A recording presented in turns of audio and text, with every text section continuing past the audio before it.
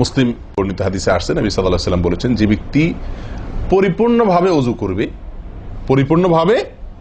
করবে, ভালোভাবে ওযু করবে এবং ওযুর শেষে কালিমাতুশ শাহাদা যেটা আছে, আশহাদু আল্লা ইলাহা ইল্লাল্লাহু ওয়াহদাহু লা শারীকা লাহু ওয়া আশহাদু আন্না মুহাম্মাদান আবদুহু ওয়া রাসূলুহু, এই কালিমায়ে শাহাদা পাঠ করবে ওযুর শেষে, এই ব্যক্তির জন্য আল্লাহ সুবহানাহু ওয়া তাআলা জান্নাতের সমস্ত দুয়ার খুলে দিবেন। তাহলে আমরা বলতে পারি জান্নাতের 8 দুয়ারের সমস্ত দুয়ারের একটা রিমোট এখানে নবী সাল্লাল্লাহু আলাইহি ওয়াসাল্লাম আমাদেরকে বাতলে দিয়েছেন। একটি রিমোট, এই এক রিমোট টিপের সঙ্গে সঙ্গে 8 দরজা সব খুলে যাবে। সেটা হলো ওযুকে কি করা, পরিপূর্ণভাবে করা, সুন্দরভাবে করা এবং এর শেষে, ওযুর শেষে কালিমাতুশ শাহাদা পাঠ করা, আশহাদু আল্লা ইলাহা ইল্লাল্লাহু ওয়াহদাহু লা শারীকা লাহু ওয়া আশহাদু আন্না মুহাম্মাদান আবদুহু ওয়া রাসূলুহু। আপনি পাঠ করলেন, জান্নাতের সমস্ত দুয়ার এর রিমোট যেন টিপ দিলেন। এই 3টা কাজ করলেন মানে কি, জান্নাতের 8 দরজার একটি কমন রিমোটে টিপ দিলেন, আপনি সবগুলো পটপট খুলে যাবে, যে কোনো দরজা দিয়ে আপনি জান্নাতে দাখিল হতে পারবেন ইনশাআল্লাহ। প্রিয় ভাইরা, তাহলে হাদিস থেকেও বোঝা গেল যে যে কোনো দরজা দিয়ে ঢুকতে হলে ওযুটা হইতে হবে পরিপূর্ণরূপে ওযু, ইসবাগুল ওযু। অতএব ওযু আমার পরিপূর্ণ হচ্ছে কিনা এই বিষয়টা একটু যাচাই করা দরকার, কি দরকার না? প্রিয় ভাইরা, নবী সাল্লাল্লাহু আলাইহি ওয়াসাল্লাম সূরা আবু দাউদের এক হাদিসে বলেছেন, ইন্নাহা লা তাতিম্মু সলাতু আহাদিকুম হাত্তা ইউসবিগাল ওযুআ কামা আমারাহুল্লাহ। তোমাদের কারোর সালাত ততক্ষণ পর্যন্ত পরিপূর্ণ হবে না, সালাত ততক্ষণ পর্যন্ত সুন্দর হবে না, পূর্ণাঙ্গ হবে না, সালাতে পূর্ণতা আসবে না, যতক্ষণ না তোমরা ওযুকে ঠিক আল্লাহ যেভাবে করতে নির্দেশ করেছেন ওইভাবে পরিপূর্ণভাবে না করো। আল্লাহ সুবহানাহু ওয়া তাআলা যেভাবে ওযু করতে বলেছেন ওইভাবে পরিপূর্ণ রূপে ওযু না করা পর্যন্ত তোমাদের সালাত পূর্ণতা পাবে না। তাহলে সালাতের পূর্ণতা পাওয়ার জন্য ওযুটি হইতে হবে, ওযু না শুধু। আমরা জানি যে সালাতের জন্য ওযু করতে হয় না, ওযু করলেই শুধু সালাতের পূর্ণতা আসবে না, ওযুটা হইতে হবে আল্লাহ যেভাবে নির্দেশ করেছেন সেভাবে, যথাযথ উপায়ে এবং সঠিকভাবে। প্রিয় ভাইরা, এখন আসি আমরা ওযুতে কি ভুলগুলো আমাদের এমন হয় যেগুলো কারণে আমাদের ওযুর পূর্ণতা নষ্ট হতে পারে। তার ভিতরে 1 নম্বরের ভুল হলো, যেটি আমাদের হয়ে থাকে ওযুর ক্ষেত্রে অনেকেরই, সেটা হলো বিসমিল্লাহ পাঠ না করা। ওযুর শুরুতে কি পাঠ করতে হয়? বিসমিল্লাহ। আপনি যখন হাত ধুয়ে ওযু শুরু করবেন, 2 হাতের কবজি 2 হাতে ওযু শুরু করবেন না, প্রথম কাজ, তার আগে আপনি কি করবেন? বিসমিল্লাহ বলে হাত ধুয়ে তারপর ওযু শুরু করবেন। বহু লোক আছি আমরা ওযুখানায় ওই গল্প করতেছি, আড্ডা মারতেছি, কথাবার্তা বলতেছি, এই বলতে বলতে ওযু শুরু করে দিছি। তাহলে বিসমিল্লাহ কখন পড়তেছি? বিসমিল্লাহটা অনেক সময় অমনোযোগিতার কারণে, অবহেলার কারণে, অন্যমনস্কতার কারণে বিসমিল্লাহটা অনেক সময় আমরা বলতে ভুলে যাই। অথচ এই বিসমিল্লাহ পাঠ করা ওযু শুরুতে অনেক বিশেষজ্ঞ আলেমের মতে ফরজ। অনেকে বলেন বিসমিল্লাহ পাঠ না করলে ওযুই হবে না, আপনি যদি ভুলে বাদ দেন ওযু হলো না। যদিও সংখ্যাগরিষ্ঠ ওলামাদের মতে এটা না, তাদের মতে বিসমিল্লাহ পাঠ করা এটা ওযুর সুন্নাহ। এটা হলো ওযুর কি? সুন্নাহ। এটা আপনি যদি বিসমিল্লাহ বলে যদি ওযু শুরু করেন তাহলে ওযুটার ভিতরে পূর্ণাঙ্গতা আসলো। ওযুটার ভিতরে কি আসলো? পূর্ণাঙ্গতা আসলো। ওযুটার ভিতরে ওযুটা আপনার হৃষ্টপুষ্ট হলো। এই ওযুতে ইনশাআল্লাহ আপনার সালাত পূর্ণাঙ্গ হবে, যে সালাত আপনাকে জান্নাতে নিয়ে যাবে ইনশাআল্লাহ। তাহলে ওযুর শুরুতে একটা প্রাথমিক ভুল হলো বিসমিল্লাহ ভালো করে না পাঠ করা। নবী সাল্লাল্লাহু আলাইহি ওয়াসাল্লাম বলেছেন, ইবনে মাজাহ হাদিস, লা ওযুআ লিমান লাম ইয়াযকুর ইসমাল্লাহি আলাইহি। ওই ব্যক্তির ওযু হবে না, হাদিসটি সহিহ। নবী সাল্লাল্লাহু আলাইহি ওয়াসাল্লাম বলেছেন, ওই ব্যক্তির ওযু হবে না যে ব্যক্তি ওযুর শুরুতে আল্লাহর নাম নেয় নাই, বিসমিল্লাহ বলে নাই। এখন ওযু হবে না বলা হয়েছে, এই হবে না বলতে হাদিস বিশেষজ্ঞ ওলামা ইকরাম এবং ফুকাহা ইকরাম বলেন, এখানে হবে না বলতে ওযুর ওই প্রাণ হলো না, ওযু পূর্ণাঙ্গ হলো না, ওযুটা যেভাবে হওয়া দরকার ছিল সেভাবে হলো না। কোন রকম হয়ে গেল মার্শাল হাল, সালাত আদায় হয়ে গেল, দায়িত্ব খালাস হয়ে গেল, কিন্তু এটা যেভাবে আল্লাহ সুবহানাহু ওয়া তাআলা চাচ্ছেন, নবী সাল্লাল্লাহু আলাইহি ওয়াসাল্লাম চাচ্ছেন, যেভাবে ওযুর নির্দেশ আসছে সেভাবে হলো না। যদি আমি বিসমিল্লাহ পাঠ না করি, তাহলে বোঝা গেল ওযু করার সময় আপনি কারোর সাথে কথা বলছেন, খোশ গল্প করছেন, মোবাইলে আলাপ করছেন, অন্য কোনো ব্যস্ততায় আছেন, অন্য কোনো ধ্যানে আছেন, ওই অবস্থায় হাত ধুয়ে ওযু শুরু করে দিলেন, বিসমিল্লাহ পাঠ করলেন না। এটা হলো একটা ত্রুটি। এই ত্রুটি আমাদের হয় কিনা মাঝে মধ্যে? অনেকে তো আছেন নিয়মিতই করেন না, অনেকে আছেন করেন কিন্তু ওই যে অন্য মানুষকে হয়ে গেলে হাত ধুয়ে শুরু করে দিয়েছেন আর বিসমিল্লাহ আর বলেন নাই। তাহলে আপনি যে কোনো কাজের শুরুতে বিসমিল্লাহ বললেন কি না বললেন সেটা এত বেশি গুরুত্বপূর্ণ না, যত বেশি গুরুত্বপূর্ণ ওযুর শুরুতে বিসমিল্লাহ পাঠ করা, কারণ এটার জন্য পৃথক নির্দেশ এসেছে। এমনি তো একটা কমন নির্দেশ আছে, নবী সাল্লাল্লাহু আলাইহি ওয়াসাল্লাম বলেছেন কুল্লু আমরিন জিবারিন লাম ইউবদা বিবিসমিল্লাহ ফাহুয়া আবতার ওয়া ফি রিওয়ায়াতিন ফাহুয়া আকতা। যে কোনো গুরুত্বপূর্ণ কাজ আল্লাহর নাম দিয়ে শুরু না করলে সেটা অপূর্ণাঙ্গ থাকে, কাজটা অর্ধেক থাকে, অর্ধেকা থাকে, অপূর্ণাঙ্গ থাকে, পূর্ণাঙ্গতা আসে না যে কোনো ভালো কাজ। কিন্তু ওযুর বিষয়ে নবী সাল্লাল্লাহু আলাইহি ওয়াসাল্লামের আলাদা নির্দেশ আছে। ওযু হয় না এমন কথা তিনি বলেছেন। তাহলে বোঝা গেল ওযু শুরুতে বিসমিল্লাহ পাঠের উপর আমাদের সাবধান হতে হবে। এখন একটা সমস্যা হলো, আমরা আজকাল বেশিরভাগ লোক ওযু করি হলো টয়লেটের মধ্যে, আর টয়লেটের মধ্যে আল্লাহর নাম নেওয়া নিষেধ, ঠিক না ঠিক? টয়লেটের মধ্যে আল্লাহর নাম নেওয়া নিষেধ, জায়েজ নাই। তাহলে আমাদের ওযু যদি টয়লেটে আপনার বাথরুমের ভেতরে যে কি করি ওযু করি, তাহলে আমি বিসমিল্লাহ বলতে পারবো না, কারণ আল্লাহর নাম নেওয়া বাথরুমে নিষেধ, টয়লেটে নিষেধ। আবার বিসমিল্লাহ না বললে আমার ওযুটাও পূর্ণাঙ্গ হচ্ছে না, তাহলে আমি করবোটা কি? বলেন, সমাধানের পথ কি? কি করব? কি নিষেধাজ্ঞা অমান্য করে বিসমিল্লাহ বলবো, নাকি আপনার বিসমিল্লাহ ছেড়ে দেব? তাতে তো ওযু আবার পূর্ণাঙ্গ হবে না, দুইটাই সমস্যা না? এই জন্য উত্তম এবং সবচেয়ে ভালো হলো ওযুটা বাহির করার চেষ্টা করবেন। বেশিরভাগ জায়গাতে, সব জায়গাতে কম বেশ, বাথরুম টয়লেটের ভেতরে যদি বেসিন থাকে তো বাইরেও টেপ বা বেসিনের ব্যবস্থা থাকে, থাকে না থাকে না? বিশেষ করে বাসা বাড়িতে অথবা অফিসে আদালতে দেখা যায় যে ওই টয়লেটে অনেক সময় আমরা কি করে ফেলি, ওযু করে ফেলি। এটা উচিত না, এটা একটা ভুল আমাদের। ওযু আমরা করব বাহিরে। কেন? কারণ টয়লেটে ওযু করতে গেলে আল্লাহর নাম নিতে হচ্ছে, আর আল্লাহর নাম নেওয়া নিষেধ সেখানে। আমি সেখানে আল্লাহর নাম নিতেও পারছি না, আর নাও নিতে পারছি না। যদি নেই তাহলে আল্লাহর নাম নিয়ে গুনাহ করছি টয়লেটে, আর যদি না নেই তাহলে আমার ওযুটা অপূর্ণাঙ্গ থেকে যাচ্ছে, ঠিক না ঠিক? এই জন্য আমরা উত্তম হলো ওযু করব কোথায়? বাইরে এসে যে কোনো টেপে। কথা কি বুঝাতে পারছি? বাইরে এসে। একান্ত যদি কখনো আপনি বাধ্য হয়ে যান, বাইরে ভিড় নাই, ব্যবস্থা, সেটা ভিন্ন কথা। আর বাসা বাড়িতে যদি এরকম কোনো বাসা বাড়িতে যে বাইরে কোনো সিস্টেম নাই, আপনার নিজের বাসা না, আপনি ঠিক করতে পারতেছেন না, তো কমপক্ষে বেসিন এবং আপনার টয়লেটের কমোডের মাঝখানে কি দিব? একটা পর্দা বা ওয়াল কোনো কিছু দিয়ে নিব ইনশাআল্লাহ। কথা বুঝতে পারছি ভাই? আল্লাহ তাআলা আমাদের সকলকে এই বিষয়টি লক্ষ্য করার তৌফিক দান করেন। তাহলে ভাই আমরা বিসমিল্লাহ পাঠ করব ওযু শুরুতে, লক্ষ্য করব ইনশাআল্লাহ যাতে করে ওযু শুরুতে বিসমিল্লাহ পাঠে ভুল না হয়। মনে থাকবে তো ইনশাআল্লাহ? আল্লাহ আমাদের তৌফিক দান করেন।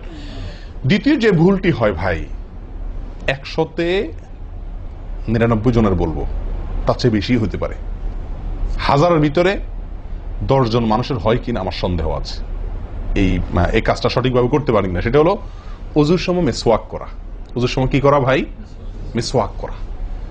এটি এত গুরুত্বপূর্ণ সুন্নাত যে নবী সাল্লাল্লাহু আলাইহি ওয়াসাল্লাম বলেছেন, বুখারীর হাদিস, লাউলা আন আশুক্কা আলা উম্মতি লা আমারতুহুম বিসওয়াকি ইনদা কুল্লি ওযু। বুখারীর হাদিস। নবী সাল্লাল্লাহু আলাইহি ওয়াসাল্লাম বলেন, আমার উম্মতের জন্য যদি কঠিন না হতো, তাদের জন্য কষ্টের কারণ না হতো, তাহলে আমি তাদেরকে বাধ্যতামূলক করে দিতাম, ফরজ করে দিতাম কি?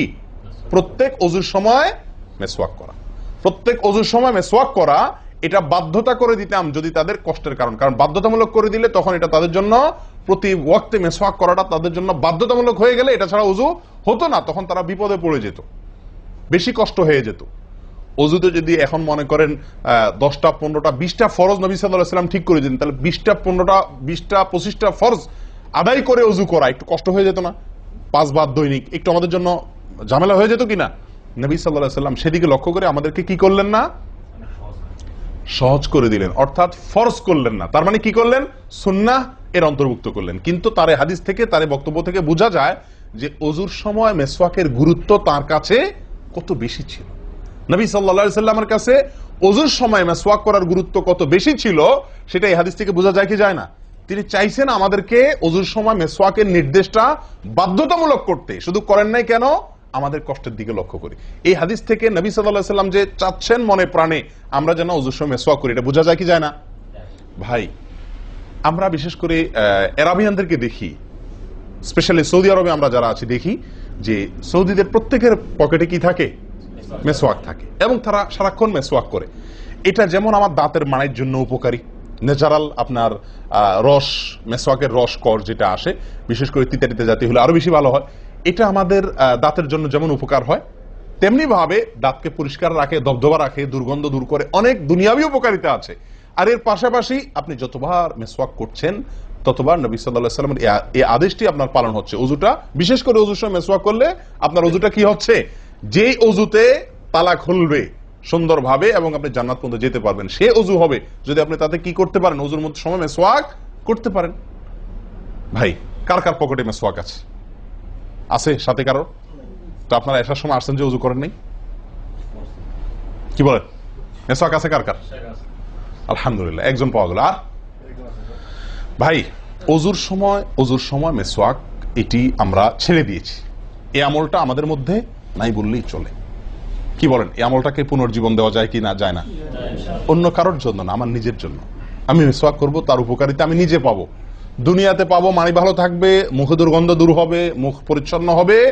আখেরাতে পাবো নবী সাল্লাল্লাহু আলাইহি ওয়াসাল্লামের সুন্নাহ পালনের মাধ্যমে অজু সুন্দর হবে, অজু সুন্দর হলে সালাত ঠিক হবে, সালাত ঠিক হলে জান্নাতে যেতে পারবো। তাহলে একটা একটার সাথে সম্পর্কযুক্ত। মেসওয়াক করবো তো ইনশাআল্লাহ? একদম উঠে গেছে মেসওয়াক। অজুর সময় মেসওয়াক করতে আমাদের দেশি ভাইদেরকে দেখাই যায় না একেবারে বললে চলে। প্রিয় ভাইরা, আপনারা কি জানেন নবী সাল্লাল্লাহু আলাইহি ওয়াসাল্লামের জীবনের শেষ আমল কি ছিল? মেসওয়াক ছিল। নবী করিম সাল্লাল্লাহু আলাইহি ওয়াসাল্লামের জীবনের শেষ আমল, যে আমলের পরে আর কোনো আমলের সুযোগ পান নাই, এই আমলের পরে তিনি দুনিয়া থেকে বিদায় নিয়ে গেছেন। তার জীবনের লাস্ট আমল কি ছিল? মেসওয়াক। তিনি আয়েশা রাদিয়াল্লাহু তাআলা আনহার কোলে মাথায় রেখে শুয়েছিলেন মৃত্যুর ঠিক আগ মুহূর্তে। শরীরে আর শক্তি ছিল না মেসওয়াক চিবানোর মতো। নতুন মেসওয়াক চিবায়া ওটাকে নরম করবেন, এই শক্তিটা ছিল না। আল্লাহ রাসূল সাল্লাল্লাহু আলাইহি ওয়াসাল্লাম আয়েশা রাদিয়াল্লাহু তাআলা আনহাকে দিলেন, আয়েশা মেসওয়াকটা আমাকে একটু চাবায়া দাও। তিনি চাবায়া নরম করে দিলেন। এরপর নবী সাল্লাল্লাহু আলাইহি ওয়াসাল্লাম মেসওয়াকটা করলেন। বাস, এই মেসওয়াকের পরে তার মৃত্যু এবং এই মেসওয়াকের মাঝখানে আর কোনো আমল করার সুযোগ ছিল না। ভাই কত গুরুত্বপূর্ণ আমল বোঝা উচিত। ওজুর সময় মেসওয়াকটা উঠে গেছে, আমরা কি করবো ইনশাআল্লাহ? সবসময় মেসওয়াক পকেটে রাখবো তো ইনশাআল্লাহ? ওজুর সময় মেসওয়াক কখন করবেন, এটা নিয়ে ওলামাদের দুটি মত পাওয়া যায়। বেশিরভাগ ওলামাদের মত এবং বিশুদ্ধ মত হলো কুলি করার সময় আমরা মেসওয়াক করব। কুলি করার সময় আপনি বিসমিল্লাহ বলে হাত ধুলেন, এরপরে কুলি করলেন। মেসওয়াক করতে হবে এভাবে সোজাসুজি, উপরে নিচে না, পাশাপাশি, ঠিক আছে? মেসওয়াক দিয়ে এভাবে আপনি খুব বেশি সময় করা দরকার না, একটা ঘষা দেন উপরের মাড়িতে, আর একটা ঘষা দেন নিচের দাঁতে, দিয়ে এবার একবার কুলি করে ফেলান, ঠিক আছে? আবার মেসওয়াক দিয়ে একটা ঘষা দেন, আবার একটা ঘষা দেন, আবার কুলি করে ফেলেন। এভাবে 3 বার মেসওয়াক করেন, 3 বার কুলি করেন, বাস সুন্নাত আদায় হয়ে গেল। কথা কি বুঝাতে পারছি? আল্লাহ তাআলা আমাদের সকলকে তৌফিক দান করেন। প্রিয় ভাইরা, তাহলে ওযুর মধ্যে আমাদের যে খুঁতগুলো আছে আমি সেগুলো ধরা দেওয়ার চেষ্টা করছি। একটা বড় খুঁত, যে খুঁত থেকে আমরা বেশিরভাগ লোকই মুক্ত নই, সেটি হলো মেসওয়াক বিহীন ওযু। লক্ষ্য করবো তো ইনশাআল্লাহ? আল্লাহ আমাদেরকে আমলের তৌফিক দান করেন। একান্ত না থাকলে আঙ্গুল দিয়ে করলেন, কিন্তু আপনি নিয়মিত আঙ্গুল দিয়ে করলেন সেটা না, মেসওয়াকই করা উচিত। ভাই 3 নম্বর যে ভুলটা আমাদের হয়ে থাকে সেটা হলো কুলির মধ্যে। দেখেন প্রত্যেকটা কাজেই কিন্তু আমি একটা একটা করে আপনার দেখাচ্ছি হুজুর, প্রত্যেকটা কাজে আমাদের ত্রুটিগুলো হয় কিভাবে দেখেন। কুলির সময় ভুল হয়। কি ভুল হয়? কুলিটা যেভাবে করার কথা সেভাবে আমরা করি না। হাদিসে কুলির বিষয়ে নির্দেশ এসেছে, সেটাকে বলা হয়েছে মদমাদা। মদমাদা আরবি শব্দ, এটার বাংলা অর্থ হয় কুলি করা বা কুলকুচি করা বা কুলকুচা করা। এই কুলি বা কুলকুচা এটা হলো মুখের ভিতরে আপনি হাতের কষে করে পানি নিয়ে মুখে নাড়বেন, এরপরে ফেলবেন, আবার হাতে নিবেন, কিছু সময় নাড়বেন, 1 সেকেন্ড হোক 2 সেকেন্ড হোক, এরপরে ফেলবেন। এটা হলো কুলি বা কুলকুচা। আমরা বেশিরভাগ সময় এরকম করি আলহামদুলিল্লাহ। যখন ব্যস্ত থাকি, যখন হুলস্থুল থাকে, কোনো সময় কোনো কাজের তাড়া থাকে, তখন অনেক সময় আমরা কি করি? হয় কি না হয় না? মুখে নিলাম আর ঢাললাম, মুখে নিলাম আর ঢাললাম। আমি জানি না আপনাদের হয় কিনা এরকম। আমি দেখছি এরকম অনেক সময় হয়। আপনারা একমত কিনা? নিলাম মানে ব্যস্ততার কারণে, হয়তো জামাত শেষ হয়ে যাচ্ছে বা অন্য কোনো কারণ আছে, অথবা দেরিতে আসছি, তো তখন মুখের ভিতর নেওয়াও আর ফেলাও, এতে কুলি হবে না। হাদিসে যে কুলির নির্দেশ আসছে সেই কুলি হবে না। এটা মুখে পানি দিলেন আর বাইর করলেন, এটাতে কুলি হইতে হলে আপনাকে মুখে পানি দিবেন, নাড়বেন। ভাই কুলিটা কেন করতে বলা হয়েছে? মুখের ভেতরটা কি করার জন্য? পরিষ্কার করার জন্য। আপনি যদি মুখে পানি নেন আর বাইর করেন, তাহলে কি মুখ পরিষ্কার হবে? আপনাকে তো মিনিমাম 1-2 সেকেন্ড হলেও নাড়তে হবে জিনিসটা, পানিটা, তাহলে আপনার মুখটা কি হবে? পরিষ্কার বা পরিচ্ছন্ন হবে। আল্লাহ তাআলা আমাদেরকে আমলের তৌফিক দান করেন। ভাই তাহলে কুলির ত্রুটিটা বুঝতে পারছেন তো? তাড়াহুড়া করে অনেক সময় মুখে পানি নিয়ে ফেলে দিই আমরা, এটা করা যাবে না। নাম্বার 4, নাকে পানি দেওয়া। দেখেন একটা একটা করে দেখেন, প্রত্যেকটাতে ত্রুটি আছে। আল্লাহুল মুস্তাআন। নাকে পানি দেওয়া, নাকে পানি দেওয়ার যে নির্দেশ আসছে হাদিসে, এটাকে বলা হয় ইস্তেনশাক। আরবি ব্যাকরণ অনুযায়ী এটা বাবে ইস্তিফআলের মাসদার বা ক্রিয়ামূল, যেটার মধ্যে এক্সট্রা ভাবে টানা আকর্ষণ করার অর্থ যার মর্মের ভিতরে আছে। তো ইস্তেনশাক শব্দের মূল অর্থ হলো পানি টানা, নাকে পানি টানা। আমরা নাকে পানি টানি না, দেইও না। ধান খেতে পানি দেওয়া হয়, আর লাল শাকের খেতে পানি ছিটানো হয়, ঠিক না বেঠিক? লাল শাক বা মূলার শাকের খেতে পানি ছিটানো হয়, আর ধান খাত বেশিরভাগ ইরি ধান ইত্যাদি এই সমস্ত ধান খেতে পানি দেওয়া হয়। তাহলে দেওয়া আর ছিটানো বেশ কম আছে কি নাই? একটা হলো দেওয়া, একটা হলো ছিটানো, আর একটা হলো টানা। টানা হলো এ ক্লাসের অজুতে নাকে পানি টানবেন, বি ক্লাসের অজুতে নাকে পানি দিবেন, থার্ড ক্লাসের অজুতে নাকে পানি ছিটাবেন। আমি কি বুঝতে পারছি? তো আমরা বেশিরভাগ লোক থার্ড ক্লাসের অজু, সারা জীবন থার্ড ক্লাসের অজু করি। আপনি থার্ড ক্লাসের অজু করে আপনি জান্নাতে যাবেন? ফার্স্ট ক্লাসে থাকেও তো যাইতে কঠিন হয়ে যায়। আপনি থার্ড ক্লাসের অজু করে কিভাবে আপনি সালাতের ইয়ে খুলবেন, তালা খুলবেন, কিভাবে আপনি জান্নাতে যাবেন? অতএব ভাই, এই নাকে পানি দেওয়ার বিষয়ে সাবধান থাকতে হবে। দেখুন, নিয়ম হলো আপনি হাতের কোষে পানি নিয়ে নাকে ধরলেন, নাকে ধরে হালকা কি করবেন? টান দিবেন, হালকা টান দিবেন, হালকা টান। কারণ একটু জোরে টান হয়ে গেলে সেটা কি হয়ে যাবে? নাকের তালু তো উঠবে, আপনার কষ্টের কারণ হবে। শরীয়ত আপনাকে কষ্ট দিতে চায় না, শরীয়ত আপনাকে কষ্ট দিতে চায় না। আল্লাহ সুবহানাহু ওয়া তাআলা চান না আমরা কোনো কষ্টে নিপতিত হই। অতএব আমি এমন জোরে টান দেবো না যে নাকের তালু উঠে, কিন্তু হালকা একটু টান দেবো যাতে করে অন্তত সামান্য একটু ভেতরে পানিটা যায়। নাকে পানি দেওয়ার উদ্দেশ্য আর কুলি করার উদ্দেশ্য এক। নাকে পানি দেওয়ার উদ্দেশ্য হলো নাকের ভেতরের যে ময়লাগুলা, ধারে কাছে যে ময়লাগুলা আছে, এগুলো যেন পরিষ্কার হয়ে যায়। আল্লাহর দরবারে দাঁড়াবো পরিচ্ছন্ন হয়ে, পবিত্র হয়ে। হ্যাঁ, এই জন্য নাকে পানি দেওয়ার নির্দেশ আছে। এখন আপনি যদি নাকে পানি কোষ নিয়ে ধরে একটু হালকা টান দেন, তাহলে ভিতরে কিছুটা পানি যাবে কি যাবে না? এটা আপনাকে করতে হবে। নাম্বার 2, এটা যদি আপনি করতে কষ্ট হয়, টান দিলে, আপনি আস্তে টান দিলেও উপরে উঠে যায়, তো দরকার নেই। তাহলে আপনি কি করেন? নাকে পানি দেন। নাকে পানি কিভাবে দিবেন? নাকটাকে অন্তত পানির মধ্যে কি করে রাখেন? চুবাই রাখেন, 1 সেকেন্ড চুবাই রাখেন, কিছু দূর পানি যাবে কিনা। আমি কি বুঝতে পারছি? আমরা অনেকে বিশেষ করে আমি দেখছি ওযু করার সময় নাকে পানি ছিটান। কিভাবে পানি ছিটান? ওই যে কষে করে পানি নিয়ে, লক্ষ্য করছেন আপনারা? এভাবে নিয়ে এরকম মারে পানিটা, এরকম মারলে সেটা কি হলো? ছিটানো হলো। হাদিসে যে ইস্তেনশাকের কথা বলা হয়েছে সেটা হলো না। আপনি সারা জীবন ওযু করলেন, অথচ আপনার কখনো নাকে পানি দেওয়ার সুন্নাহটি আদায় হলো না। সারা জীবন, আজীবন আপনার ওযুটি হয়ে গেল সুন্নাহ ছাড়া। আমি কি বুঝতে পারছি? অতি প্রিয় ভাই বন্ধুগণ, এই বিষয়টা খুব লক্ষ্য রাখতে হবে যে নাকে পানি দেওয়ার ক্ষেত্রে আমাদের ত্রুটি হয়, পানিটা ভেতরে যায় না। অনেক সময় আমরা ছিটা দেই, বা অনেক সময় দিলেও কোন রকম দিয়েই ছেড়ে দিই। দিয়ে ছেড়ে দিলে তো হবে না, আপনার ভেতরে অন্তত যতদূর সম্ভব ততদূর পানিটা, এই নরম অংশটা তত নিতে হবে, আপনি উপরে উঠানোর দরকার নেই। আমি কি বুঝতে পারছি? এটা একটা ত্রুটি হয় ওযুর ক্ষেত্রে। দেখুন ওযুটা পূর্ণাঙ্গভাবে কি হচ্ছে না, কত ভাবে দেখেন। প্রিয় ভাইরা, এটা গেল একটা ভুল ইস্তেনশাকের বিষয়। এই বিষয়ে নবী সাল্লাল্লাহু আলাইহি ওয়াসাল্লাম একটা আলাদা নির্দেশ আছে দেখেন, যাতে আমরা নাকে পানি দেওয়াটা ভালোভাবে করি। উনি হয়তো জানতেন বা দেখছেন যে মানুষ নাকে পানি দেওয়াতে গাফলতি করে, ত্রুটি করে, ওই যে ছিটাছিটির কাজ করে। তিনি বলেছেন, সহিহ বুখারীর হাদিস, না আফওয়ান আবু দাউদের হাদিস, নবী সাল্লাল্লাহু আলাইহি ওয়াসাল্লাম বলেছেন, আসবিগিল ওযুআ, ওই একই কথা, তোমরা ওযুকে পরিপূর্ণভাবে করো। ওয়াখাল্লিল আসাবি' ওয়া বালিগ ফিল ইস্তিনশাক ইল্লা আন তাকুনা সাইমান। নাকে পানি দেওয়ার সময় খুব ভালোভাবে নাকে পানি দিবা তোমরা। যদি তুমি রোজাদার হও তাহলে ভিন্ন কথা, তাহলে খুব বেশি ভালো করে নাকে পানি দিতে যেও না, কারণ তখন পানি উপরের দিকে উঠে গলা হয়ে তোমার পেটে যেতে পারে, রোজা ভঙ্গ হতে পারে। আমি কি বুঝতে পারছি? তাহলে আপনি নাকে পানি দিবেন, কিন্তু আপনি কি করবেন না, রোজাদার হলে তখন শুধুমাত্র ভালোভাবে নাকে পানি দিতে পারবেন না। আর এছাড়া অন্য সময় কি করবেন? নাকে পানি দেওয়ার ক্ষেত্রে ভালোভাবে দিতে বলা হয়েছে। ভালোভাবে দেওয়ার মানে কি? ছিটাইলে হবে? কোন রকম দিলে হবে? টান দিবেন, না পারলে অন্তত যতটুকু সম্ভব নাক চুবায়া আপনি ভেতরে পানিটা কিছু দূর হলেও নেওয়ার চেষ্টা করবেন। লক্ষ্য রাখবেন তো ইনশাআল্লাহ। আল্লাহ আমাদেরকে সকলকে আমলের তৌফিক দান করেন। প্রিয় ভাইয়েরা, তাহলে নবী সাল্লাল্লাহু আলাইহি ওয়াসাল্লামের নির্দেশ আছে আলাদা, যে তোমরা নাকে পানি দেওয়ার ব্যাপারে কি করবে? ভালোভাবে নাকে পানি দিবে। আল্লাহ আমাদেরকে আমলের তৌফিক দান করেন। আরেকটি ভুল ভাই, নাকে পানি দেওয়া একটা আমল, নাক ঝাড়া আরেকটা আমল। নাকে পানি দেওয়া এটা একটা নির্দেশ, আর নাক ঝাড়া আরেকটা নির্দেশ। আমি কি বুঝাতে পারছি? কুলি করা একটা আমল, হাত ধোয়া একটা আমল, হাতের কবজি পর্যন্ত 2 হাতের বিসমিল্লাহ বলা, তারপর তো এটা আছেই। এরপরে মেসওয়াক করা একটা আমল, কুলি করা আরেকটা সুন্নাহ, কুলির পরে নাকে পানি দেওয়া বা নাক দিয়া পানি টানা আরেকটা আমল, এরপরে নাক ঝাড়া আরেকটা আমল। আমি কি বুঝাতে পারছি? নাক ঝাড়া এটাকে বলা হয় হাদিসের ভাষা ইস্তিনসার, ইস্তিনসার, ঝাড়া। এই নাক ঝাড়ার ক্ষেত্রে বিরাট ভুল হয় ভাই। ভুল, সবচেয়ে বড় ভুল তো এটা যে নাক ঝাড়াটা অনেকে ঝাড়েই না, ওই যে ছিটায় দেয় বশেষ।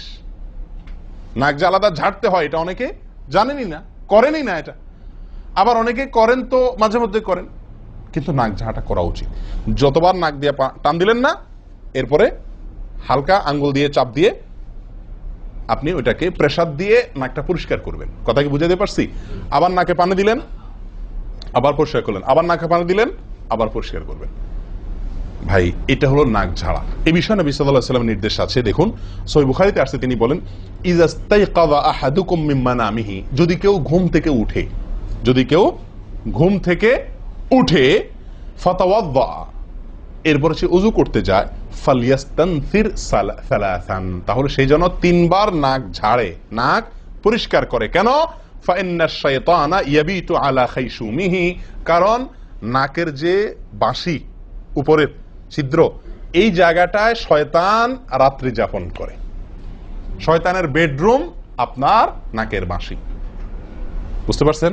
শয়তানের বেডরুম হলো আমাদের নাকের বাঁশি। নবী সাল্লাল্লাহু আলাইহি ওয়াসাল্লাম বলছেন এই জায়গাটা সে অবস্থান নেয় এবং এই জায়গায় গিয়া মোটামুটি আমাদেরকে ব্রেন ওয়াশ করে যে শুয়ে থাক, আরাম কর, যত ওয়াসওয়াসা দেওয়া দরকার, তার যে ডিউটি সেটা সে পালন করে, কুকামের যত বুদ্ধি দেওয়া দরকার, কিন্তু তার এই ঘাঁটি হলো আমাদের নাকের বাঁশি। ওযুর সময় যদি আমরা এটাকে সুন্নাহ পালন করতে গিয়ে এটাকে ঝাড়ি, তাহলে শয়তান দূর হয়ে যায়। কথা বুঝতে পারছি ভাই? এই বিষয়ে আরো কয়েকটি হাদিস আছে যে হাদিসগুলো দ্বারা বোঝা যায় যে শয়তানের অবস্থান এই জায়গাটাতে থাকে মানুষের দেহে। তো আপনি যদি শরীরটাকে ফুরফুরে করতে চান, শয়তান ওয়াসওয়াসা থেকে ফ্রেশ হয়ে যেতে চান, তাহলে আপনার নাক ঝাড়ার আমলটার ব্যাপারে গুরুত্ব দিতে হবে। কথা বুঝতে পারছি ভাই? তাহলে উলামায়ে কেরাম বলেন এই হাদিসে তো ঘুম থেকে উঠে ওযু করার ক্ষেত্রে বলা হয়েছে, তো এর মানে শুধু ঘুমের জন্যই এটা খাস নয়। ঘুম থেকে উঠে আপনি ওযু করলে সে ওযুতে এটা বেশি গুরুত্বপূর্ণ, কিন্তু অন্য সকল ওযুতেই বিষয়টি আমলযোগ্য বা সুন্নাহ। অতএব আমরা নাকে পানি দেব একটা আমল, আবার না কি করব, ঝাড়বো আরেকটা আমল। ভাই এরপর আসি আরেকটি গুরুত্বপূর্ণ আমল যেটি হয় না, বা আরেকটি ত্রুটি ওযুতে, সেটি হলো আঙ্গুল খেলাল না করা। ওযুতে কি না করা? আঙ্গুল খেলাল না করা। আঙ্গুল খেলাল হলো হাত এবং পায়ের আঙ্গুলের যে চিপাগুলো আছে, এই চিপাগুলোতে পানি পৌঁছানোর জন্য, পানি পৌঁছানোটা নিশ্চিত করার জন্য কি করতে হবে? এক হাতের আঙ্গুলকে অন্য হাতের আঙ্গুলের চিপায় ঢুকায়া এভাবে কি করতে হবে? একটু হালকা নাড়তে হবে, যাতে করে জায়গাটাতে চিপাটাতে পানি গেছে এটা কারণ এই চিপাগুলোতে পানি নাও যেতে পারে শুকিয়ে থাকার কারণে। তা আপনি যদি একটু নাড়া দেন পানির ভিজা আঙ্গুল দিয়া, তাহলে ইনশাআল্লাহ ওখানে পানি পৌঁছানোটা মোটামুটি নিশ্চিত হয়ে যাবে। ঠিক না? ঠিক।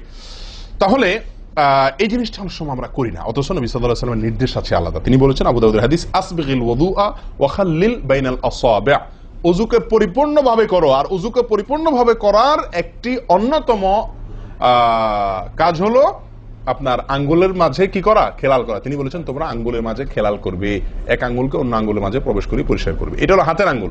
পায়ের আঙ্গুল কিভাবে করবেন? পায়ের আঙ্গুল তো আর এক আঙ্গুল অন্য পায়ের আঙ্গুল ঢুকাতে পারবেন না। সেটা করবেন হলো, অন্য হাদিসে আসছে, এই যে কোন আঙ্গুল আছে না, কোন আঙ্গুল দিয়া সব চিপাগুলোতে কি করবেন? ঘষা দিবেন। কোন আঙ্গুল দিয়া আপনার সব পায়ের আঙ্গুল চিপাগুলোতে ঘষা দিবেন। ভাই আমরা কয়জনে করি এই খেলার আমলটা বলুন তো? পায়ের আঙ্গুল, কোন আঙ্গুল দিয়া পায়ের আঙ্গুলের চিপা খেলাল করা, হাতের আঙ্গুল খেলাল করা, কয়জনে করি আমরা বলেন? তাহলে এই ভুলগুলো আমাদের অহরহ হচ্ছে না ভাই? আমরা কি জান্নাতে যেতে চাই না?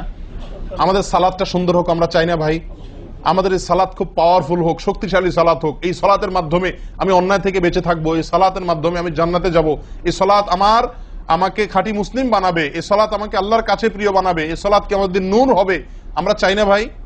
এগুলো যদি চাই তাহলে আমাকে ওযু সুন্দর করতে হবে, আর ওযু সুন্দর করতে গিয়ে এই ভুলগুলোর ব্যাপারে সাবধান হতে হবে। তাহলে আঙ্গুল খেলাল করা, পায়ের আঙ্গুল, হাতের আঙ্গুল আমরা করি না বললেই চলে ভাই। তো আজকে থেকে ইনশাআল্লাহ করবো তো, নাকি যা শুনছেন এটা এখানে রেখে চলে যাবেন? ভাই যদি পরিবর্তন না করেন, পরিবর্তন যদি আমরা না করি নিজেদেরকে, ওয়াল্লাহি সারা জীবন ওয়াজ শুনবো, কি লাভ বলেন? সময়টা নষ্ট। আপনি যদি এই কথাগুলোর উপরে আমলের চেষ্টা না করেন, নিজের জীবনে ফিট না করেন, এই ভুলগুলাকে ওযু করার সময় মাথায় রেখে এই ভুলগুলাকে আপনি দূর না করেন, তাহলে সেক্ষেত্রে এই শোনার কোনো লাভ হলো না। করবো তো ইনশাআল্লাহ। আল্লাহ সুবহানাহু ওয়া তাআলা আমাদের সকলকে সচেতন মুমিন হওয়ার তৌফিক দান করেন। সচেতন মুমিনের পরিচয় হলো মুমিন তার প্রত্যেকটা ভুলকে শিখবে, সংশোধন করবে, শিখবে, সংশোধন করবে। এভাবে করতে করতে করতে সে মুমিন হিসাবে কোয়ালিটিফুল আফার ক্লাসের মুমিন হতে পারবে, আল্লাহর কাছে প্রিয় পাত্র হতে পারবে। চেষ্টা করবো তো ইনশাআল্লাহ। আল্লাহ আমাদের সকলকে তৌফিক দান করেন। প্রিয় ভাইয়ারা, ওযুর ক্ষেত্রে আরেকটি ভুল, এই যতগুলো ভুল বললাম এর ভিতরে বড় দুটি ভুল বলে ওযুর ভুলকে আমরা শেষের দিকে চলে আসছি। একটি বড় ভুল হলো শুকনা থেকে যাওয়া। কোন জায়গা যদি আপনার অবহেলার কারণে শুকনা থেকে যায়, ওযুর অঙ্গগুলো যেগুলো ধুইতে হবে, তার কোনো অঙ্গ যদি শুকনা থেকে যায়, ওযু হবে? ওযু হবে না। এক ব্যক্তি ওযু করে আসছেন, নবী সাল্লাল্লাহু আলাইহি ওয়াসাল্লাম দেখেছেন তার ওযুর কোন জায়গা শুকনা আছে, তিনি বললেন যাও আবার ওযু করো, তোমার ওযু হয় নাই। তিনি তাকে পুনরায় ওযু করাইছেন। কেন? তার ওযু সঠিকভাবে হয় না, শুকনা রয়ে গেছে। অনেক সময় দেখা যায় আমাদের অনেক ভাই ওযু করেন, ওযু করলে বেশ কিছু জায়গা, বিশেষ করে যে কোন জায়গাটা, এই জায়গাটা দেখা যায় শুকনা থাকে। এই যে কানের লতির এই যে জায়গাটা, এখানে দেখা যায় একটু কি থাকে, শুকনা থাকে। কপালের দিকে দেখা যায় শুকনা থাকে। এই জায়গাগুলো অনেক সময় দেখা যায়, বহু লোককে দেখা যায় ওযু করে আসছে, এখানে শুকনা, এখানে শুকনা, পায়ের গোড়ালি গিরা এই জায়গাগুলোতে শুকনা। কারণ হলো ওই যে অবহেলা করে ওযু করছে, কোন রকম ওযু করছে, ওযুটা যেভাবে করা দরকার সেভাবে করে নাই। ভাই এই জিনিসটা আপনার লক্ষ্য করা দরকার, কি দরকার না? ওযুই হবে না। এই যে ভুলগুলো বললাম এগুলা হলে আপনার ওযু হয়ে যাবে, কাগজে কলমে ওযু হয়ে যাবে। কিন্তু এখনকার যে ভুলটা বললাম, যদি শুকনা না থাইকা যা আল্লাহ মাফ করেন, তাহলে কাগজে কলমে ওযু হবে না, কাগজে কলমেও কি হবে না? ওযু হবে না। এত জঘন্য, সাবধান থাকার দরকার, কি দরকার না? আল্লাহ তাআলা আমাদেরকে সাবধান হওয়ার তৌফিক দান করেন। ভাই আরেকটি বড় ভুল, এটাও বিশাল বড় ভুল, সেটা হলো পানি অপচয় করা।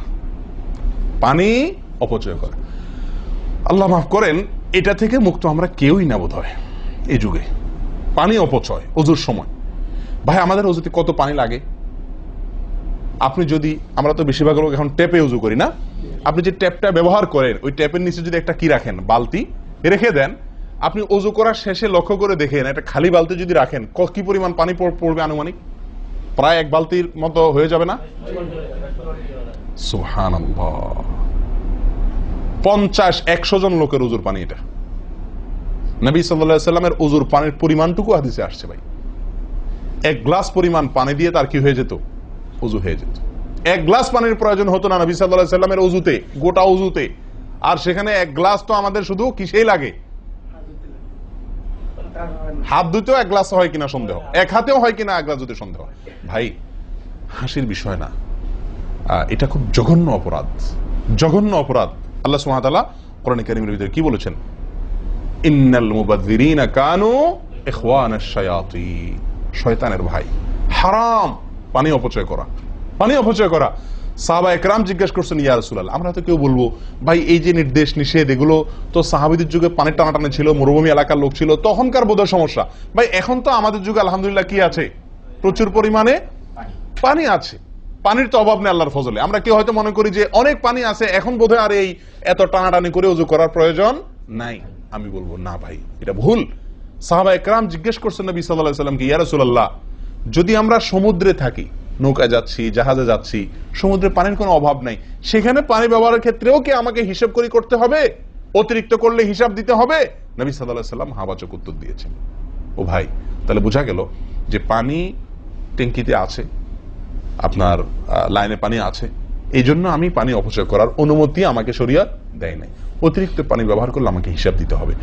সবচেয়ে উত্তম, সবচেয়ে ভালো হয় ভাই, আপনি যদি সম্ভব হয় বদনা বা কোনো জগ ইত্যাদিতে, মগ ইত্যাদিতে আপনি ওযু করেন, সবচেয়ে ভালো। টেপের মধ্যেই বেসিনে একটা মগ রেখে দিলেন, ওইটা দিয়া ঢেলে ঢেলে আপনি ওযু করেন, তাহলে পানি অপচয় হওয়ার সম্ভাবনা সবচাইতে কম। ট্যাপ ছেড়ে দিয়ে যে আমরা ওযু করি, আমরা যেভাবে ওযু করার কথা বলছি, এই যে মেসওয়াক করতে হবে, এরপরে কুলি করতে হবে, নাকে পানি দিতে হবে, আবার নাক ঝাড়তে হবে, এই কাজগুলো করতে একটা গ্যাপ হয় না? গ্যাপ, এই গ্যাপের সময় যদি আপনি টেপে ওযু করতেই হয়, তাহলে গ্যাপের সময় টেপ বন্ধ করতে হবে। আমি কি বুঝতে পারছি? গ্যাপের সময় টেপ বন্ধ করে এরপর আপনি মেসওয়াক করেন, টেপ বন্ধ করে এরপর আপনি নাক ঝাড়েন। আপনি টেপের পানি পড়তেছে, এদিকে আপনি অন্য কাজ করতেছেন, তাহলে এটা অপচয়ের গুনাহ হয়ে যায়। ভাই আমি ওযু করছি ইবাদত করার জন্য, ওযু করছি আল্লাহ সুবহানাহু ওয়া তাআলাকে সন্তুষ্ট করার জন্য, আবার কাজ যেটা করতেছি ওযুর মধ্যে পানি অপচয় করে, সেটা হলো শয়তানের ভাইয়ের কাজ, শয়তানের কাজ। তাহলে শয়তানের কাজ করে আল্লাহকে খুশি করা যাবে ভাই? এই ওযুতে আল্লাহকে খুশি করা যাবে? এই ওযুতে আল্লাহ সন্তুষ্ট হবেন? ওযু করলে নবী সাল্লাল্লাহু আলাইহি ওয়াসাল্লাম বলেছেন দিনে 5 বার ওযু করলে, একটা মানুষ 5 বার গোসল করলে যেরকম তার শরীরে ময়লা থাকে না, একটা মানুষ দিনে 5 বার 5 ওয়াক্ত সালাতের জন্য ওযু করলে ওই লোকের অন্তরে বা ওই লোকের ভেতরে গুনাহ থাকে না, আল্লাহ তাকে গুনাহ থেকে পরিচ্ছন্ন করে দেন, পবিত্র করে দেন, ধুয়ে পরিষ্কার করে দেন 5 বার ওযু করার মাধ্যমে। ও ভাই, ওযু আমাকে পরিষ্কার করে দিবে, আমাকে পবিত্র করে দিবে, আমাকে পরিচ্ছন্ন করে দিবে, আমাকে সাফ করে দিবে। কখন? যদি ওযুটা আমি সুন্দরভাবে করি। আমার ওযুতে যদি এত বড় ভুল হয় যে পানি অপচয় করে আমি হারামে লিপ্ত হই, গুনাহে লিপ্ত হই, তাহলে আমার সে ওযু আমাকে পরিচ্ছন্ন করবে না, পবিত্র করবে না, সুন্দর করবে না, আল্লাহকে সন্তুষ্ট করা যাবে না। প্রিয় ভাইরা, আমি আবারও বলছি, এই ভুল থেকে আমরা কেউ মুক্ত নই। আল্লাহ মাফ করুক, ইল্লা মান রাহিমা রব্বি, হাতে গোনা দুই একজন ছাড়া আমরা কেউ মুক্ত নই ভাই। ওযু করার সময় পানি অপচয়, আজকে টেপের যে কালচার, এই টেপ ছেড়ে আমাদের ওযু করা, এটা জঘন্য একটি ভুল। যদি টেপটা আমি ছেড়ে রাখি, হ্যাঁ আপনি ওযু করছেন, বন্ধ করে নিচ্ছেন, আবার দরকার হচ্ছে চালাচ্ছেন, এটা হলে ঠিক আছে। আপনি যদি এটা করতে যান পাবলিক ওযুখানাতে, হয়তো পিছন থেকে কেউ আপনাকে তাড়া মারবে, আরে ভাই তাড়াতাড়ি করেন, দেরি করতেছেন, মারুক ভাই তাড়া, সে তাড়া মারুক, কিন্তু আপনার ওযুটা কি করতে হবে? আপনাকে কোয়ালিটিফুল ওযু করতে হবে। আল্লাহ তাআলা আমাদেরকে সেই ওযু করার তৌফিক দান করেন। ওযুর ক্ষেত্রে আরেকটা ভুল হলো ভাই, চাপাচাপি করে ওযু করা, ওযু ধরে রাখা, চাপাচাপি করে ওযু ধরে রাখা, এই ভুলটা প্রচুর পরিমাণ হয়, বিশেষ করে শীতের দিনে। গরমের দিনে আলহামদুলিল্লাহ ওয়াজ করার দরকার হয় না, মনে না মানে ওযু দরকার না হলে ওযু করি আমরা, ঠিক আছে না, বিশেষ করে মরুভূমি এলাকাতে, গরমের জায়গাতে। কিন্তু শীতের দিন আসলে সুবহানাল্লাহ, আসরের ওযুতে চেষ্টা করি টেনে টুনে এশা পর্যন্ত নিয়ে যাওয়ার জন্য, ঠিক না ঠিক? একটা চেষ্টা থাকে যে আসরের ওযুতে মাগরিব গেছে, যেহেতু পেশাবের বেগ আছে, বায়ুর বেগ আছে, বাথরুমের বেগ আছে, তো একটু চাইপা চুপা যদি ধরে রাখতে পারে, এশাটা হয়ে গেলে এশা বড় তার ওযু করা লাগলো না, খালাস, ওযু করাতে বেঁচে গেলাম ঠান্ডার দিনে, ঠিক না ঠিক? এই অলসতাটা আমরা অনেকে করি কি করি না? এটা উচিত না। ওযুর ক্ষেত্রে এটা একটা বড় ভুল। প্রথম কথা হলো, আপনি যদি পেশাবের বেগ থাকে, বায়ুর বেগ থাকে, আপনি সালাতে দাঁড়ালে সালাতে মনোযোগ সেভাবে হবে না। সালাতে যেরকম মনোযোগ দরকার, আল্লাহর সঙ্গে আপনার যেটা মানে বান্দার সঙ্গে গোলামের যে একটা বিনয় প্রকাশের ব্যাপার আছে, সেটা হবে না যদি আপনার কি থাকে, ওযুর মধ্যে ওই প্রেসার থাকে, পেশাব বা পায়খানার বেগ থাকে। ভাই মানুষ যে কোনো কাজেই, ভালো কাজ মনোযোগ দিয়ে করতে হলে পেশাব পায়খানার বেগ থাকলে করা যায়? তাহলে আপনার সালাতের ভিতরে খুশু খুশু কিভাবে আসবে? আপনার সালাত, যে সালাত আপনাকে সফলতা এনে দিবে, যে সালাত আপনাকে জান্নাত পর্যন্ত নিয়ে যাবে, সেই সালাতের জন্য তো খুশু খুশু দরকার, আপনার মনোযোগ দরকার, আপনার স্থিরতা দরকার। স্থিরতা তো আসবে না যদি আপনার মন থাকে টয়লেটে, আপনি আছেন মসজিদে, দেহ আছে মসজিদে, মনটা আছে টয়লেটে, তাহলে তো এই সালাত পূর্ণাঙ্গ হবে না। এই জন্য ভাই, চাপা চাপি করে ওযু ধরে রাখা, এটা ওযুর ক্ষেত্রে আরেকটা বড় ভুল, এটা করা যাবে না। যারা চাপাচাপি করে ওযু ধরে না রেখে ওযু ছুটতেছে, ছেড়ে দেয়, এরপরে যা ওযু করে আসে, এদের জন্য বিশাল বড় পুরস্কার আছে, বিশাল বড় পুরস্কার, একটি নয়, তিনটি পুরস্কার। নবী সাল্লাল্লাহু আলাইহি ওয়াসাল্লাম বলছেন, মুসলিমের হাদিস, আলা আদুল্লুকুম মা ইয়ামহুল্লাহু বিহিল খাতায়া ওয়া ইয়ারফাউ বিহিদ দারাজাত। নবী সাল্লাল্লাহু আলাইহি ওয়াসাল্লাম বলেন যে, আমি কি তোমাদেরকে বলে দিব না যে কোন আমলটি মানুষকে তার ভুল ত্রুটিগুলো আল্লাহ তাআলা মাফ করে দেন এবং আল্লাহর কাছে তার মর্যাদা, গ্রেড বাড়তে থাকে, ইমানদার হিসাবে তার গ্রেড বাড়ে এবং আল্লাহ ভুল ত্রুটি মাফ করেন। কোন আমলের মাধ্যমে? তোমাদের কি বলে দিব না? সাহাবায়ে কেরাম বললেন, বালা ইয়া রাসূলুল্লাহ, হ্যাঁ ইয়া রাসূলুল্লাহ, আপনি বলে দিন। তখন নবী সাল্লাল্লাহু আলাইহি ওয়াসাল্লাম বললেন, ইসবাগুল wudu'i আলাল মাকারিহ, ইসবাগুল wudu'i আলাল মাকারিহ। প্রথম আমল, অপছন্দ, কষ্ট, ঠান্ডা, শীত, অথবা পানির অভাব, কি না বুঝু করতে হইতেছে, যে কোনো কষ্টকে উপেক্ষা করে, কষ্টকে সহ্য করে যে ব্যক্তি ওযু করে, ওযু আটকায় রাখে না, এই ব্যক্তি, তাকে আল্লাহ সুবহানাহু ওয়া তাআলা তার গুনাহ যেমন মাফ করবেন, তার মর্যাদাও আল্লাহ তাআলা বৃদ্ধি করে দিবেন। তাহলে বোঝা গেল, সাধারণ ওযু এটার চাইতে আপনি যদি ওযুকে কি করেন, আপনি যদি ওযুকে, কষ্টকে উপেক্ষা করে ওযু করেন, চাপাচাপি করে ওযু ধরে না রাখেন, ছেড়ে দেন, আবার ওযু করে আসেন, ফ্রেশ হয়ে আসেন, নামাজটা পড়েন, তাহলে ইনশাআল্লাহ আপনি দুটি পুরস্কার আল্লাহ তাআলার কাছ থেকে পাচ্ছেন। এক হলো গুনাহ মাফ, আর একটা হলো মর্যাদা বৃদ্ধি। আল্লাহ তাআলা আমাদের সকলকে ওযুর ভুল ত্রুটিগুলোকে কভার করে এগুলো থেকে পরিচ্ছন্ন থেকে, এই ভুলগুলো থেকে মুক্ত থেকে আল্লাহ তাআলা আমাদের সকলকে ওযু করার তৌফিক দান করেন। ওযু ভঙ্গের কারণের ব্যাপারে কয়েকটা আমাদের ভুল ধারণা আছে। যেমন অনেকে মনে করেন যে সিগারেট খাইলে, বিড়ি খাইলে ওযু যায়। অনেকে প্রশ্ন করেন বিড়ি খাইলে, সিগারেট খাইলে ওযু যায় কিনা। কি বলেন আপনারা, কি বলেন, ওযু যায়? বিড়ি সিগারেট খাইলে আপনাদের এখানে যায় ওযু? না, আমাদের এখানে যায় না, আমাদের এখানে ওযু যায় না ভাই। বিড়ি বা সিগারেট খাইলে ওযু যাবে না। ওযু যাওয়ার সাথে বিড়ি বা সিগারেটের সম্পর্ক না, ধূমপানের সাথে ওযু যাওয়ার সম্পর্ক না। তাহলে আপনারা কেউ বলবেন তাহলে হুজুর, তাহলে তো বিষয়টা তাহলে বুঝা গেল ধূমপানটা তাহলে এত বড় কিছু না। আপনি যেরকম সোজা করে দিলেন যে ধূমপান করলে কি যাবে না, ওযু যাবে না। আমরা তো জানতাম এটা মারাত্মক কোনো বড় অপরাধ, এটা করলে ওযু যাবে। আপনি বলতেছেন ওযু যাবে না, তাহলে তো বড় বোধহয় এটা ছোট অপরাধ না ভাই। ওযু যাবে না তো আমল যাবে, ঈমান যাবে। ওযু গেলে তো কোনো ব্যাপার ছিল না, ওযু যাওয়া কোনো দোষের কিছু ভাই। একজনের ওযু আছে, তার বায়ু আসছে, ওযু গেল। একজনের ওযু আছে, পেশাব করলে ওযু চলে গেছে, তার কোনো দোষ করছে সে? আপনারা বুঝেন না আমার কথা? ওযু চলে গেলে সেটা কি দোষের কিছু? তাহলে এটা তো আমার বড় কিছু না, দোষের কিছু না। বিড়ি খাইলে, সিগারেট খাইলে ওযু যাবে না তো, ওযু যাওয়া তো দোষের কিছু না। এর চেয়ে বড়টা যাবে, তাকওয়া যাবে। কি যাবে? তাকওয়া ছুটে যাবে, মুত্তাকির খাতা থেকে নাম কাটা যাবে। বুঝেন না কথা? নেক আমলদারের খাতা থেকে নাম কেটে যাবে, গুনাহগার হবে, গুনাহে লিপ্ত হলো সে। ওযু ভাঙলে তো দোষের কিছু হতো না, ভুল তেমন কোনো ক্ষতির কিছু হতো না, কিন্তু তার চাইতে বড় ক্ষতি হবে। কিন্তু ওযু ভাঙবে না বলে তাহলে কি সিগারেট খায় ডাইরেক্ট মসজিদে চলে আসবো? না, সেটা জায়েজ নাই। সিগারেট যদি খান, এই বদ অভ্যাস যদি থাকে, হারামে লিপ্ত হওয়ার অভ্যাস থাকে, আল্লাহ হেফাজত করুক, সবাইকে ফিরে আসার তৌফিক দান করুক। কমের পক্ষে মুখকে ভালো করে ফ্রেশ করে, পরিষ্কার করে, ব্রাশ করে, মেসওয়াক করে, দুর্গন্ধ দূর করে তারপর মসজিদে আসবেন। কথা বুঝে আসছে? যাতে অন্য মানুষ কষ্ট না পায়। অনেকে মনে করেন হাঁটুর উপরে কাপড় উঠলে ওযু ভেঙে যায়। ঠিক না? ঠিক। আপনারা কি বলেন? আপনাদের দেশে ওযু ভাঙেনি? আপনাদের এখানে ভাঙে? আচ্ছা, ভাঙতে পারে। কোন কোন এলাকাতে হাঁটুর উপরে ওযু কাপড় উঠলে কি করে? ওযু ভাঙে। এটা অনেকে বলেন যে ভাই সতর যদি খুলে যায়, হাঁটুর উপরে কথা না, সতর খুলে গেল, কেউ ওযু করার পরে উলঙ্গ হয়ে গেল কাপড় পাল্টাতে গিয়া বা কোনো কারণ, এক কথায় ওযুর পরে যদি সতর খুলে যায় ওযু ভাঙবে না। কিন্তু আমাদের অনেক দেশে, অনেক এলাকাতে ওযু ভাঙে না ভাই। এই যেখানে ভাঙে সেখানে আসলে ভাঙা উচিত না। ওযু আপনার সতর খুললে কি হয় না? ওযু ভঙ্গ হয় না। এর সাথে ওযু ভঙ্গ হওয়ার সম্পর্ক নেই। ওই যে বলছি ধূমপানের মতো, সতর যদি অন্য মানুষের সামনে খোলেন আপনি, তাহলে ওযু ভাঙলে তো দোষের কিছু হতো না।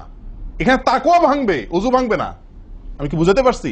এর চেয়ে বড় অপরাধ হবে, কবিরা গুনাহ লিপ্ত হলেন আপনি, ফরজ তরক হয়ে গেল, আপনি বড় গুনাহ করলেন। ওযু ভাঙলে তো এমন দোষে কিছু হতো না, কিন্তু ওযু ভাঙবে না। অনেকে মনে করে টিভি দেখলে, সিনেমা দেখলে, নাটক দেখলে, গান ফান দেখলে ওযু ভাঙে না। এটার সাথেও কি নাই? ওযু ভাঙার সম্পর্ক নাই। ওযু ভাঙার সম্পর্ক নির্দিষ্ট কিছু কাজে, পেশাব করলেন, পায়খানা করলেন, বায়ু ছাড়লেন, ঘুমাইলেন, ওযু ভাঙে এগুলাতে। কিন্তু আপনি সিনেমা দেখলেন, খারাপ কিছু দেখলেন, এই দেখলেই আপনার কি হবে না? ওযু ভাঙবে না।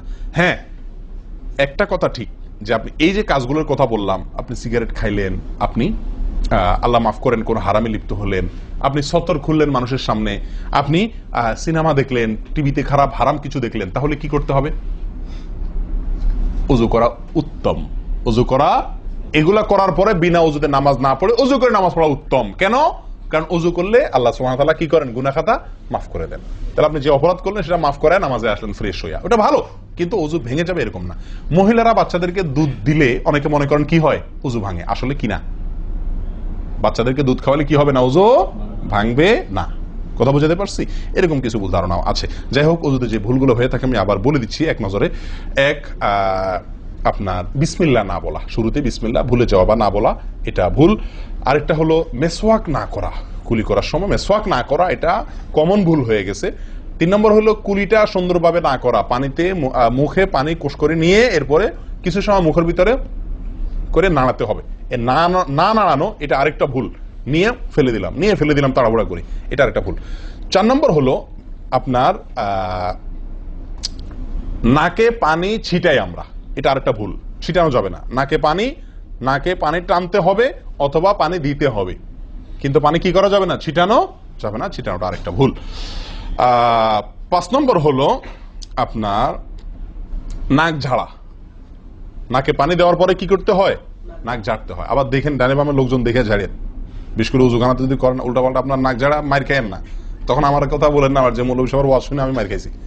দেখেন নাক ঝাড়ার সময় দেখে শোনা আশপাশে দেখে নিজের নিয়ন্ত্রণে রেখে নাক ঝাড়াবেন, কিন্তু ঝাড়তে হবে। ঝাড়াটা একটা সুন্নাহ আমল, এটি বিলুপ্ত হওয়ার পথে। 6 নম্বর হলো ভাই আঙ্গুল খেলাল করা। কি করা? আঙ্গুল খেলাল করা।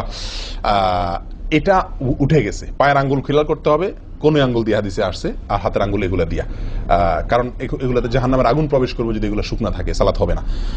এরপর আসি 7 নম্বর ভুল হলো আপনার সালাতের মধ্যে, এই ওযুর মধ্যে কোন অঙ্গ শুকনা থেকে যায়, বিশেষ করে গিরা। নবী সাল্লাল্লাহু আলাইহি ওয়াসাল্লাম বলেছেন ওয়াইলুল লিল আকাব মিনান নার, তোমরা পায়ের গিরা গোড়ালি এগুলোকে জাহান্নামের আগুন থেকে বাঁচাবা, অর্থাৎ এগুলোতে ভালো করে পানি পৌঁছানোর জন্য।